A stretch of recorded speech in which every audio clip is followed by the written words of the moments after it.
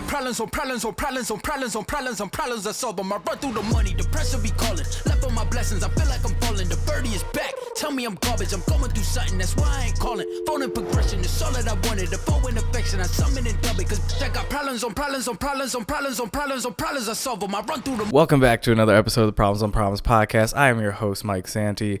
And I honestly don't know if I introduce myself like that anytime. It's too late in the day for me to remember. But guys, first of all, go like, comment, subscribe, do that jazz. Keep them coming, keep following, all that good stuff. You'll hear about it later. But yeah, take a second to do all that now so you don't have to worry about it at the end of the show. But without further ado, guys, it's going to be a good one. But first, it's February.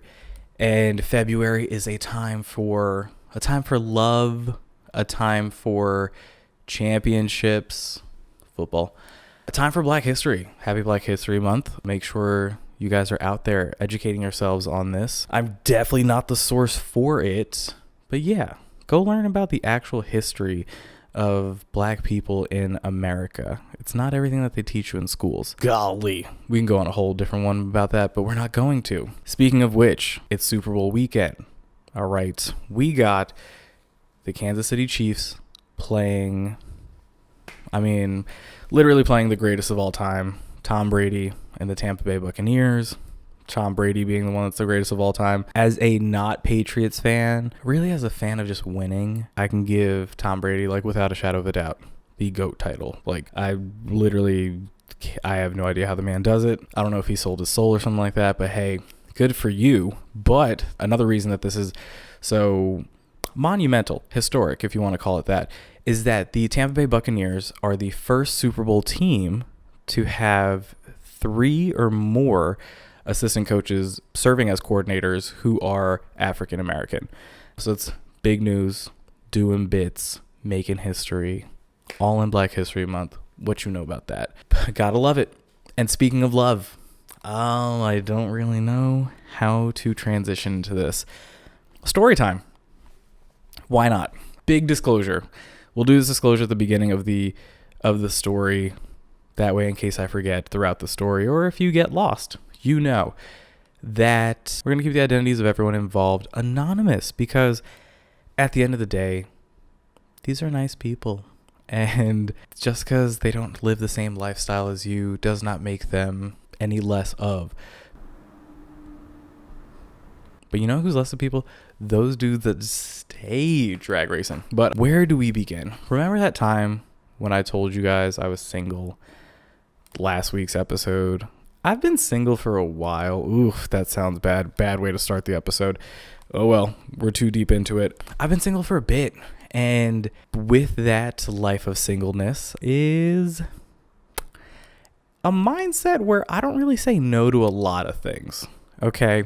And so you need to know that before we start the story, because that'll answer a lot of your questions. That's like, Mike, why would you ever entertain this? It's because I don't say no to things at first. So if you haven't understood this by now, as if I don't tell you every week, my profiles are wide open in the sense that they're not set to private, anything like that. I tell you every week where to go follow. So if you wanted to go follow me, hey, follow at Problems on Problems Podcast on Instagram, at Problems_pod on Twitter, and at Mike Santi 18 on all social media. And so because they're open to the public, occasionally you get some DMs here and there. My DMs are not that full. Don't get any ideas. Also, don't get any ideas. Don't take this as your opportunity to fill my DMs. Let's move on. So an individual slid into my DMs, seemed pretty normal, really just complimentary about the page, stuff like that. And this individual, I don't have a nickname for him yet, so we're just going to keep saying this individual. But they were just nice. It was very easy, normal conversation. It was very normal conversation. All right. The usual, hey, how are you? How's it going? Like the page, things like that. And then it took a turn. But still, not anything too crazy. But the turn that it took was that this individual then proceeded to ask, in a forward way, but just like you're hetero, right? And do we tell this about Mike? Yeah, if you haven't guessed this by now, Mike's very straight. That's not what I was wondering what I was going to tell you guys at all. There have been girlfriends in the past that originally thought that I was not straight. And I know, I get it. I'm extra. I'm out there. I'm flirty. Sometimes flamboyant. And I'm okay with that because, still straight. But yeah, so I confirmed with this individual that yes, I indeed was hetero. They wanted to make sure that I understood that they were not hitting on me. They just got that vibe from my page, which I guess, like, cool. I really don't know how to play that or accept that. You accept it as is. But yeah, and then the follow-up still seemed kind of normal. So, like, that part was like, meh, semi out there. But then the next part was, I mean, honestly, still pretty normal to me. It was like a weird thing and then into a normal conversation where they then said, oh, well, since you like the ladies, I'd invite you to a party, even though we haven't met or anything like that. Siren break. Even though we haven't met or anything like that, you seem cool, you seem normal, I'd invite you over. Oh, by the way, it's an adult party. I thought I should let you know that at first. And you know me, I would say I'm pretty open to things. And like I said, I don't really say no to things at first. I like to gather information. So because of that, I basically entertained this conversation. Let's see, which it's still fine. I'm cool. I'm glad I entertained the conversation because I learned a lot more. But yeah, I thought, well, I don't know. Maybe I'm into that.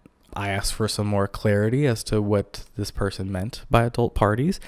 And they told me that, some naked people just hanging out, having a good time. And I thought, maybe. This is the part where I say, Mom, don't watch this episode. But, so my curiosity, let's ask some more questions.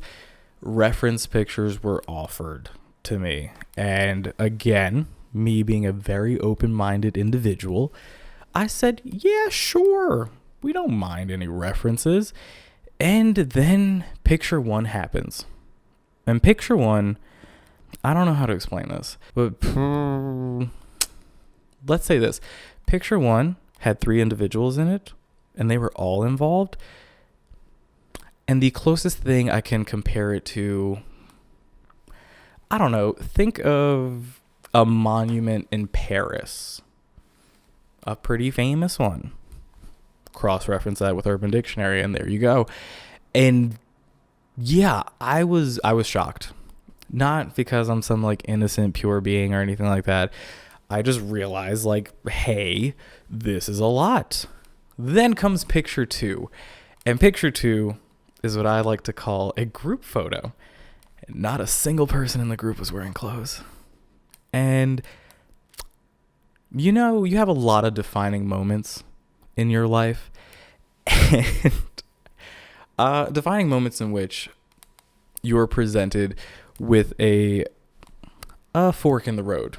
And you realize, hey, I'm either about this or I'm not about this. If we go back all the way to episode 1, I realized in that moment when walking in on my then wife having an affair that I am still never going to be violent towards women because it's just not me. Thank my parents for raising me that way. Thank God for, leading the way. But yeah, that was a defining moment. This moment was a defining moment in which I realized Mike's not an orgy type of guy, a sex party type of guy, adult party type of guy, whatever you want to say. I'm not that. I might be some other things. I don't know what that means either. I'm just not that. And so, yeah, I politely told the individual, or I'm like, hey, I realize after seeing these pictures that this ain't me. And cool if it's you, but it's not my cup of tea, not my lifestyle choice. And that's cool, man. To each their own. I don't pretend to think that I know all the answers or that like it's my way or the highway. And honestly enough, like this individual was from like literally through the entire conversation. This individual was nothing but completely normal, respectful, friendly. I mean, and upfront. So to that, I applaud you because do your thing, live your life, do whatever you want, man. It's just not me. And I guess I can't tell you guys a story without giving you a lesson, but if there's a lesson to be learned in this, let's say be open to opportunities, but also know when to bail out. That's going to be your fortune cookie for the rest of the week. So we'll take a break, we'll come back, and then we'll do the wrap up. P.O.P. So this great debate. I'm actually surprised by last week's great debate and the results from it, but I'm also curious about this week's great debate.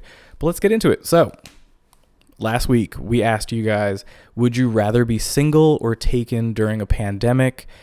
And 72% of you said taken, which I'm actually way more surprised. I guess I did get into that little, I don't really know what to call it. I guess like a false sense of understanding. Oh, that's what it was. I projected my feelings onto you guys. And so I thought, hey, if I enjoy being single, the other single people are going to be very on board with that. Maybe even some people in couples or relationships thought like, hey, screw this. I'd rather be single during a pandemic. You never know. But I was surprised. And what I realized is that number one, you guys haven't given up on love. Good for you guys. We'll probably do some Valentine's Day episode next week because it comes out the day before Valentine's Day. But yeah, number two, don't judge books by its cover, Mike. People are out here. They want to find love. They want to find that person. And I do understand that because why go through a pandemic and quarantine alone when it's a lot better to go through with someone that you care for? So good for you guys. How sweet. Eye roll, vomit, all that stuff. But also, I get it. It's fine. Yes, being alone during a pandemic sucks sometimes. Sometimes, though.